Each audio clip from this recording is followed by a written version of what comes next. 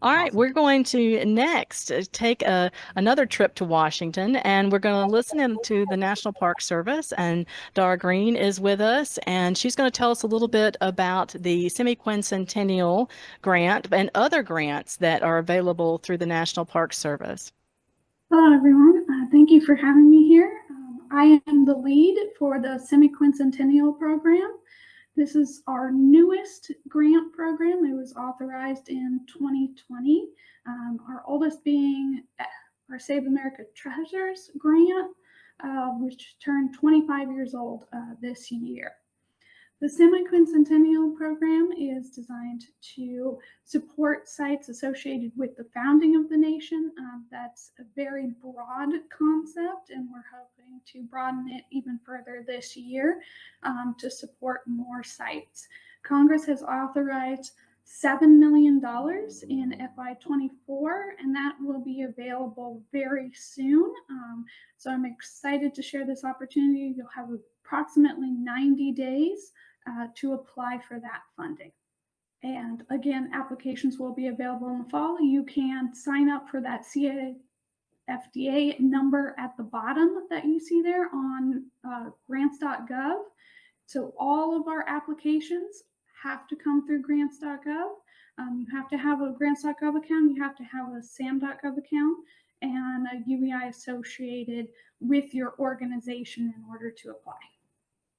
Funding is available through the Historic Preservation Fund. The fund itself is all funded with Gulf Shelf oil leases, so no tax dollars go into these expenses. And the idea is to fund non-renewable resources, historic sites and structures for bricks and mortar preservation using this funding from a non-renewable source. Eligible resources. This program funds bricks and mortar preservation projects and planning for bricks and mortar preservation projects. These are large structures, things we fund, roof repair, masonry repair. Mark mentioned earlier Fort Ticonderoga. That also has a grant through the Semiquincentennial program, and we're doing masonry repair to the fort in that way. So also ADA compliance, ramps, access was mentioned earlier, elevators, things like that. We fund all of those activities. Eligible applicants include state, local governments, federally recognized tribes, institutes of higher education, and nonprofit organizations. And again, one of the areas that we fund is pre-preservation planning. I love these grants because it really allows you to get in and make a comprehensive plan for the site. How is access going to work? Have a historic structures report. You hire an architect, you hire an engineer to come in and create a comprehensive plan for the site. These grants are $75,000, and they're an excellent resource for long-term planning beyond the Semiquincentennial coming up in 2026.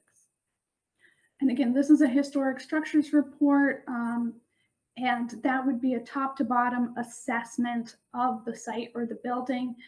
The type of resources that we're looking at are extremely old. We're looking at a lot of masonry structures, very unconventional building methods even.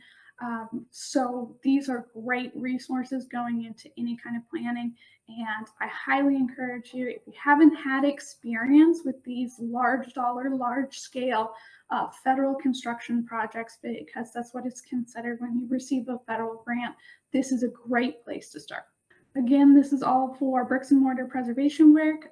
So we don't fund interpretive planning, we don't fund waysides or programming, but we will fund repairs to the actual structure and any plans needed for those repairs. We will also fund National Register nominations as part of the larger project. So we don't fund these as standalone projects. We do have a program that does called the Underrepresented Communities Program. And if you would like to, for example, expand understanding of the site to the other people that were there, Mark mentioned earlier about the enslaved population. We do have a program where you can update that nomination or even write a new nomination if necessary for the site. But we fund that as part of a larger project. And the example there was Washington's Crossing of the Delaware. There's two sister parks that are state-run in New Jersey and Pennsylvania, and they are updating a national landmark designation together, because when that was originally done during the bicentennial, it's only 2 pages long. Obviously, there's a larger story to tell about the site.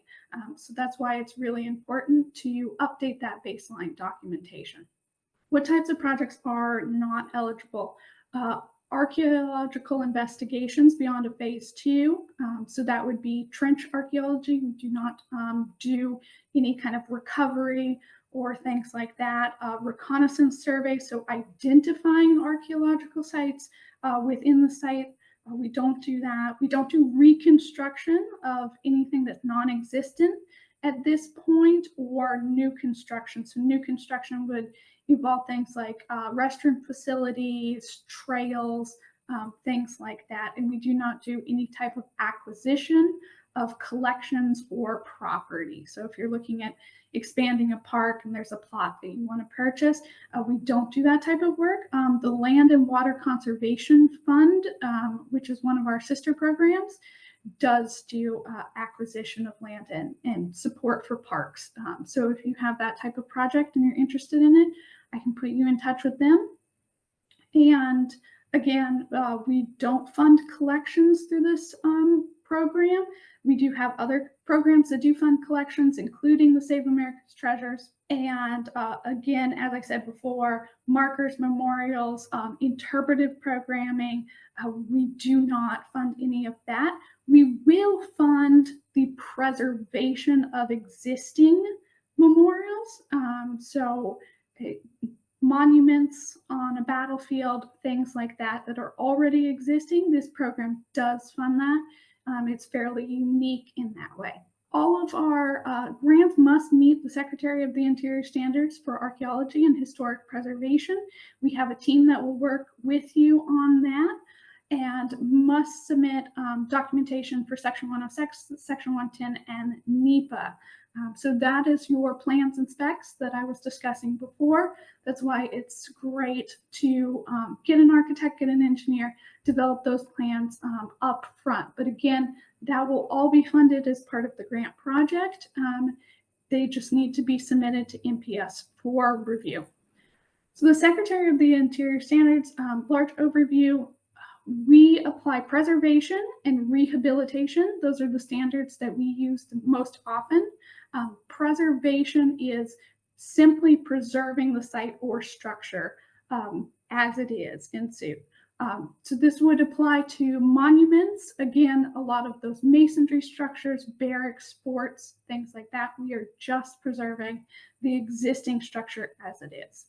Rehabilitation applies to any type of upgrades to the structure. So when we talk about ADA compliant upgrades, putting in new wiring, putting in insulation, putting in an elevator, bringing things up to code and accessibility, this would all fall under rehabilitation. This is what we see most often with sites and places of access. Timeline, we are hoping to announce summer 2025, so that again, the applications will be coming in fall and winter, and then we will be announcing in the summer. This is our criteria breakdown. The application is in 4 parts, and you will be scored on all of these criteria. There is a more detailed list of questions to evaluate the criteria that you see up here, and that's all going to be available in the Notice of Funding Opportunity package. So pay particular attention to the instructions that are included in there. As I said at the beginning of the presentation, you must have an active account in grants.gov. That's where we receive all the application information. You have to have an active account in sam.gov. Registration in these sites can take weeks. So again, the funding opportunity will be going up within the next several weeks to a month. If you don't have current and active and check, because your registration does expire in these sites, check that you have active registration, because you will not be able to apply for this funding opportunity if you do not. And SAM.gov, I should add, is always free to register. So never pay for assistance in registering. All of these registrations are entirely free to access. And again, you must have a unique entity identifier. This is kind of like a social security number for your organization. And you can get that through SAM.gov in your registration. So again, register now if you do not have an active account. If it's been a while since you applied for a grant, or this is your first time, do check your registration. Full list of application materials is available through this link, and I can add that to the chat for everyone. So we've just created a handy checklist. There's a lot of parts to it. For example, if you don't own the site, you will need a letter of owner consent. So that's something that you need to get within 60 days. You need to provide your paperwork in terms of any kind of audits and things like that as part of the application. So there's a lot of parts to the application. We encourage people to start early and to look at those checklists so that they know what is needed to submit a full and complete application on time. Good advice: give yourself plenty of time to prepare that application, and resources, so that we have a whole list of resources on how to apply in addition to those checklists. Anyone who is interested, I can put you in contact with our outreach coordinator, Catherine Carey, and she can provide additional project-specific input for you if you need that help getting started. Again, we have 7 other competitive programs, and those include Save America's Treasures, as I said before, but we have many other programs that support resources thematically. I mentioned the Underrepresented Communities Program, which adds National Register nominations. We have programs for rural communities.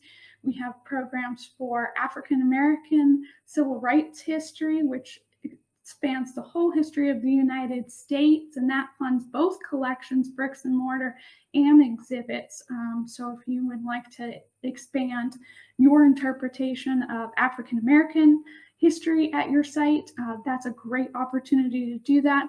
We also have a program called the History of Equal Rights Program. That's a very broad program that encompasses things like labor rights, women's rights, and disability history. So we have so many opportunities. Again, most of them are for bricks and mortar, but we do have some other opportunities within there. If you need to contact us, the best way to do so is via email. So that's stlpg@nps.gov. And we can answer your questions or get you to the right resource.